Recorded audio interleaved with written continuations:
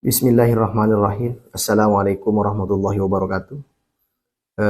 Kemarin ada pertanyaan tentang waktu yang utama untuk berdoa kepada Allah Subhanahu wa taala.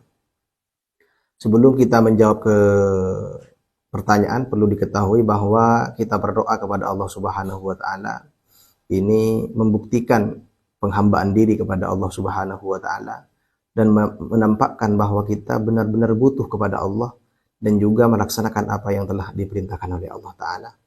Ini sesuai dengan apa yang disampaikan oleh Imam Ibnu Athaillah As-Sakandari, waliyakun talabuka idharan lil ubudiyah wa qiyaman bihuquqir rububiyah. Itu yang pertama.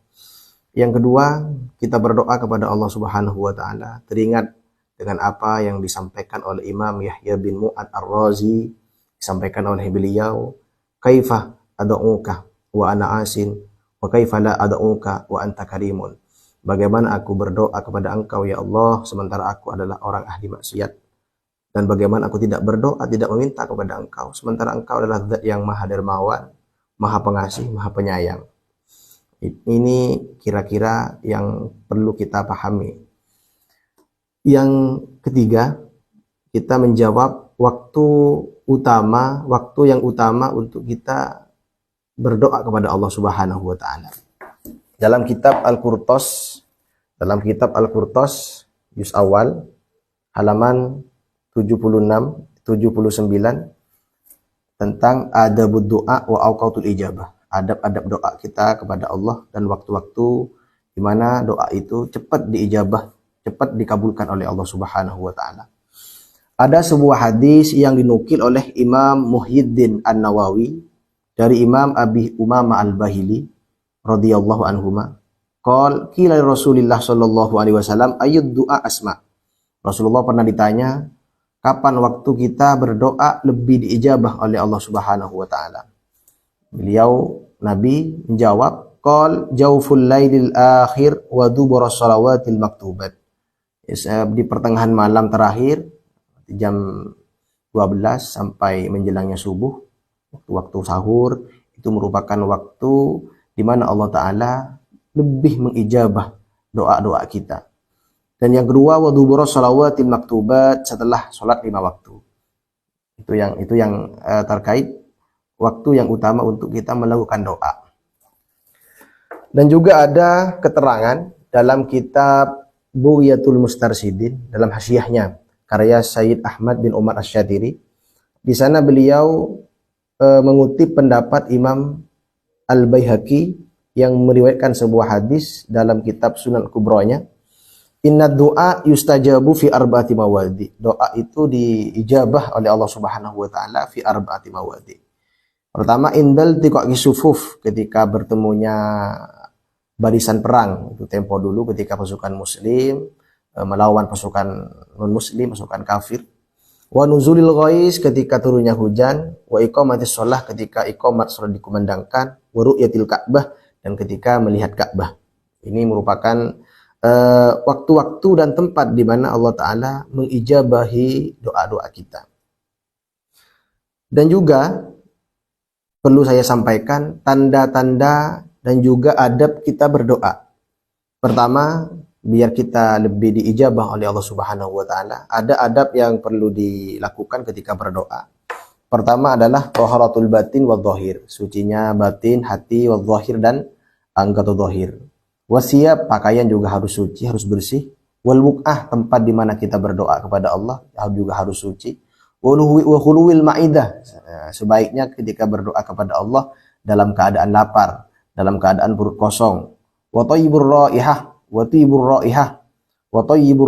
dan juga dalam keadaan harum.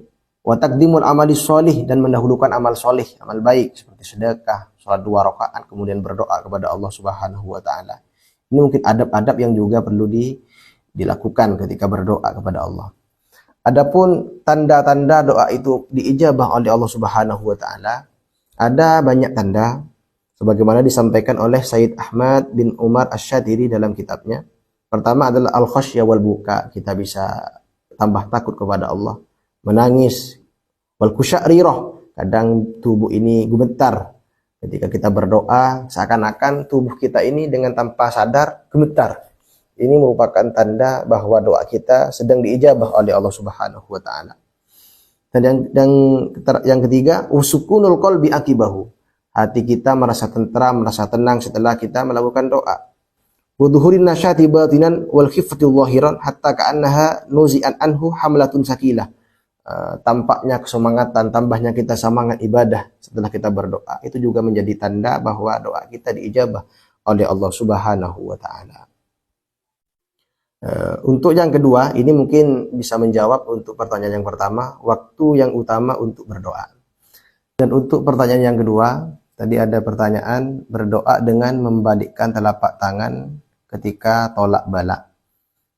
Juga dalam kitab yang sama, dalam kitab Al-Qurtos, ini juga disebutkan dalam adab-adab berdoa kita kepada Allah Subhanahu wa taala. Wa min adabihi ayyaj'ala yadayhi halwa mankibaihi. Di antara adabnya berdoa menjadikan kedua tangan melurusi kedua bahu. Jadi diangkat melurusi kedua bahu seperti ini. Allahumma inna nas'aluka ilman nafi'an. Diangkat kedua tangannya. Terus wa ayyarfa'a batna kaffaihi. Dan mengangkat bagian dalam telapak tangan seperti ini contohnya. Wa yuqallibahuma indal isti'adzah. Tapi ketika berdoa kepada Allah taala indal isti'adzah, ketika kita minta pertolongan, minta perlindungan kepada Allah Subhanahu wa taala, maka dengan sebaliknya, yaitu mengangkat kedua tangan tapi dengan cara yang diangkat ke langit, yang menghadap ke langit adalah bagian luar telapak tangan. Contohnya seperti ini. Kal mustadfi lisyarri, sebagaimana orang yang menolak kejahatan.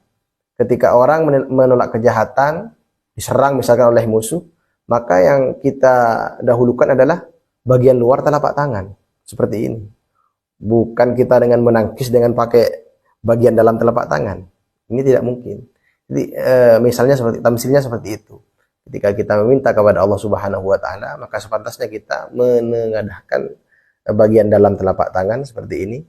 Ketika kita meminta pertolongan atau tolak balak kepada Allah, maka yang pantas dan itu merupakan adab berdoa, maka bagian luar yang kita hadapkan ke langit. Mungkin cukup sekian apa yang saya bisa jawab. Wallahu a'lam bishawab.